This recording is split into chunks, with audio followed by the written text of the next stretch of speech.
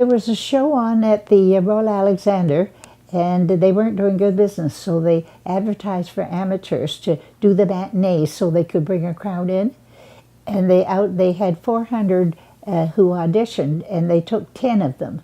And out of the 10, both Al and I were taken, but we didn't know each other, and we weren't dancing together. But during one of the days that we were down to do the matinee, which we did, I think 4 matinees during the time of the run, he said, I'm going down to practice. And I said, oh, I'd like to practice too. I'm going to come down too. So we started showing each other steps, and we got along beautifully. And the next day he phoned and he said, would you like to be my partner, Blanche? Well, of course, I was delighted. I practically jumped through the phone. I said, oh, I would love to be your partner, Alan. But he already had a partner. He said, yes, but she's studying to be a school teacher and she won't practice as much. So he said, I told her that I'm going to dance alone. And I said, well, if you dance with me, you're not dancing alone. He said, no, he said, but I danced around the house all by myself and I don't like it. So he said, now I'm going to dance with you. Our first job we got was in Montreal at the Glen Lee Club. At least it was in, it would be close to Ottawa. It was, in fact, it was in Hull, Quebec, and it was called the Glen Lee Golf Club. And the dance team let them down. And the agent in Montreal, Roy Cooper, phoned us and he said, I've heard that you're pretty good and I have a job for you. Well, of course, and it was going to be for 2 weeks. Well, you know, 2 weeks, not just a job each other night, you know. And we were thrilled. We said, oh, we'd love to do it. We played down there on and off, and we used to walk. Some of the terrible clubs down in the East End where, you know, they threw beer bottles when you were dancing, and you had to be good at ducking things. And we did 3 shows a night. And so we used to hold hands and walk between shows, walk back up to the center of Montreal to Murray's restaurant, and then we go across the road to the Mount Royal, which was the big hotel, and they had dance teams there and pictures in the lobby. And we used to hold hands and stand in the lobby and look at the pictures and say, one day we'll dance here. We opened the upstairs area for them. They were in the main floor, then they changed to upstairs. We played there 5 times eventually. The captain of the Navy show saw Al and I dancing at the Samovar Club, which was a really nice club. And he said, please ask the young couple to come out. I want to talk to them. So we went out. He said, sit down. And he said, have a drink. And we said, well, we'll have a Coca-Cola. And he banged the table and he said, how old are you? Oh, and I think I was 19, Alan was 18 by then. And he said, the perfect age. And then he told us about his show.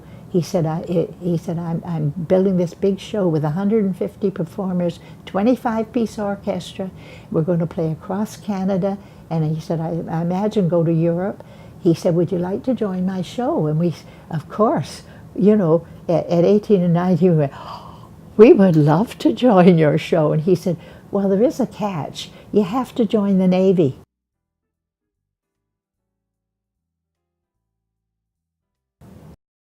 The polio had hit my right leg. So they said, you won't dance again. And they said, you'll be lucky if you walk. I said, are you stupid? I said, I've danced since I was 7. I can't picture my life without dancing. So they said, well, good luck. Anyway, of course, as I say, the polio hit me in September 46, and in September 47, we were opening in a West End show in London. The Queen and King came, and it was like, you couldn't believe it was an opening. Everything was pitch black like it was during the war. Like while we were playing at the Hippodrome, we had B-1s and B-2s fly over and air raids. And the air raid, and the captain told us, he said, there's one thing, he said, you know you're in the senior service. He said, the show starts at A and goes to Z. He said, whether there's air raids, he said, if the stage gets blown away, you're excused.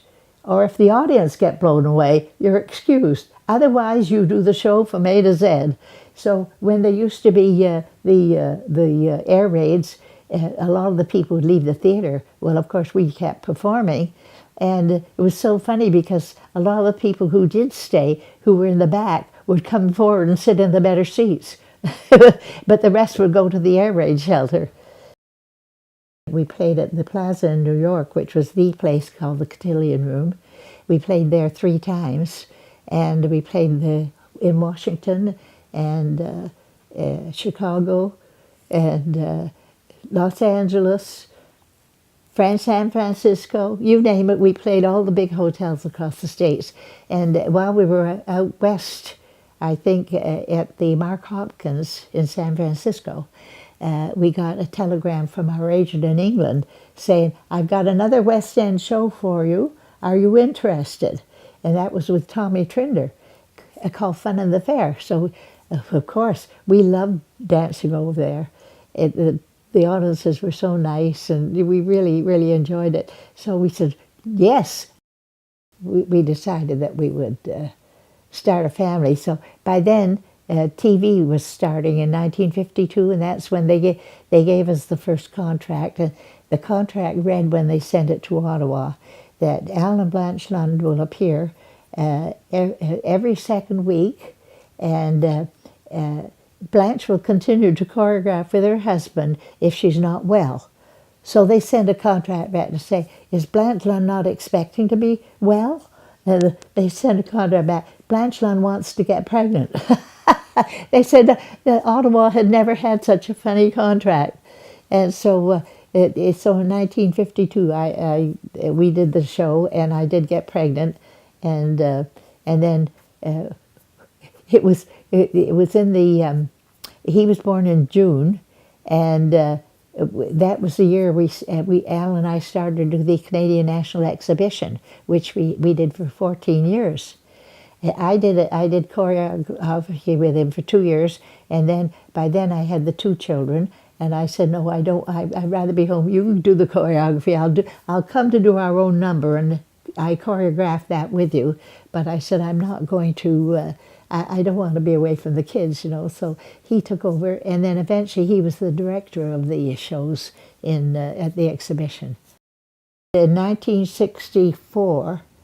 It was 1965, they asked, Mavermore decided that Alan would be the perfect director to do Anne of Green Gables. So he went to Charlottetown, and of course at that point, he went in April, and Jeffrey was born April the 1st. That's my last son. He was born April the 1st, and Alan in the middle of April left for Charlottetown, and I didn't go because, you know, I had the other 3 boys and Jeffrey. So he did, but that was the first year he did Anne of Green Gables. And then from then on, every summer, I would go back with him, and he would be directing, and he directed and choreographed all the shows for 22 years. I always used to say, I think that people are sometimes supposed to meet, and they're like 2 people, and when they join, they're like one. And I said I always felt that was the case, Al and I. Once we started dancing together, it just seemed that we were always supposed to be there together. When I look back at my life now, like the fact that I'm dizzy and unfortunately use a walker, and it bugs me no end, but I say to myself, yes, but I did have the pleasure of doing all that, and I loved every step my husband and I did. Even now I often say, "Oh honey, if you could only come back and we could just do one step."